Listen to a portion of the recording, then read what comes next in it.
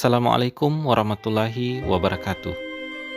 Berjumpa kembali bersama kami di Kisah Inspiratif.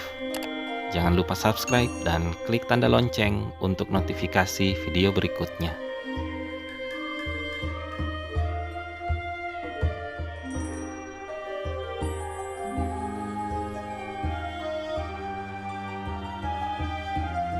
Seperti kita ketahui bahwa Indonesia dikuasai oleh penjajah dalam waktu yang sangat lama karena mudah dipecah belah.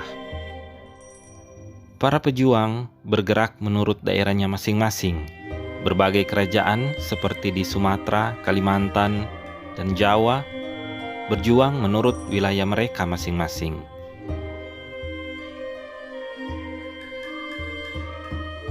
Para penjajah dapat dengan mudah menaklukkan kerajaan-kerajaan tersebut dengan melakukan politik adu domba. Artinya, mereka menghasut kerajaan yang satu agar menjadi musuh bagi kerajaan yang lain. Begitu juga beberapa daerah yang tidak mau bekerja sama dengan para penjajah.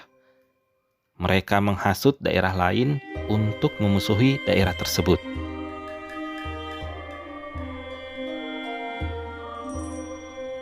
Rakyat Indonesia semakin menderita dengan dilakukannya kerja rodi dan tanam paksa oleh penjajah. Baik itu membangun jalan maupun menanam di sawah dan ladang untuk diserahkan pada pemerintah Hindia Belanda waktu itu. Munculnya pejuang-pejuang yang gagah berani seperti Tuanku Imam Bonjol di Sumatera, Sultan Hasanuddin di Sulawesi Selatan, dan Pangeran Diponegoro di Jawa Tengah. Belum juga berhasil mengalahkan para penjajah yang bahkan semakin menindas rakyat Indonesia.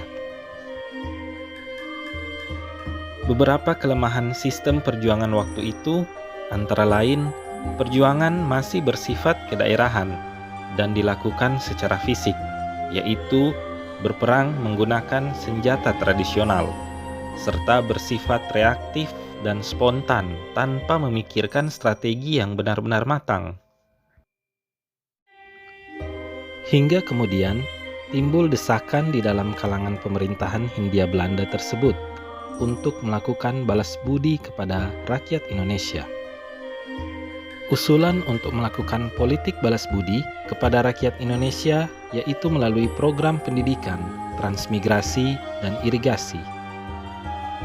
Melalui berbagai desakan itu, pemerintahan Hindia Belanda pun akhirnya melaksanakan politik balas budi ini. Sehingga rakyat Indonesia mulai ada yang mendapatkan pendidikan dan mulai memiliki pemahaman dan kesadaran akan kondisi mereka. Inilah cikal bakal lahirnya para pejuang cendekiawan yang menyuarakan nasionalisme untuk kemerdekaan Indonesia. Dan beberapa waktu kemudian, berawal dari berkumpulnya para cendekiawan itu, bertempat di sebuah ruang belajar, mereka mendirikan satu organisasi yang berjuang untuk mencapai kemerdekaan Indonesia. Atas saran dari Dr. Wahidin Sudirohusodo, para cendekiawan yang terdiri dari Dr. Sutomo, Gunawan Mangunkusumo, dan Suraji pada tanggal 20 Mei 1908 mendirikan organisasi pergerakan nasional pertama di Indonesia yang bernama Budi Utomo. Dan sejak itu, beberapa tahun kemudian mulai berdiri organisasi-organisasi lainnya yang bertujuan untuk memperjuangkan kemerdekaan Indonesia.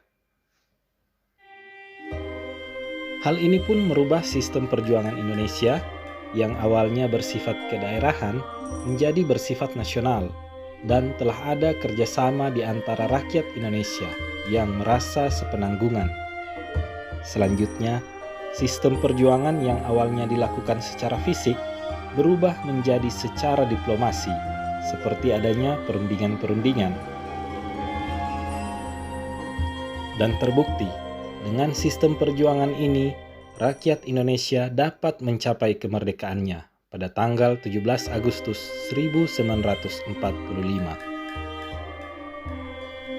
Kemerdekaan ini tidak mungkin akan tercapai jika tidak diawali dari semangat dan cita-cita pada tanggal 20 Mei 1908 yang sampai saat ini kita peringati sebagai Hari Kebangkitan Nasional. Jadi teman-teman, di saat seperti ini, mari kita maknai Hari Kebangkitan Nasional dengan berjuang dan bekerja sama dalam menanggulangi penyebaran COVID-19.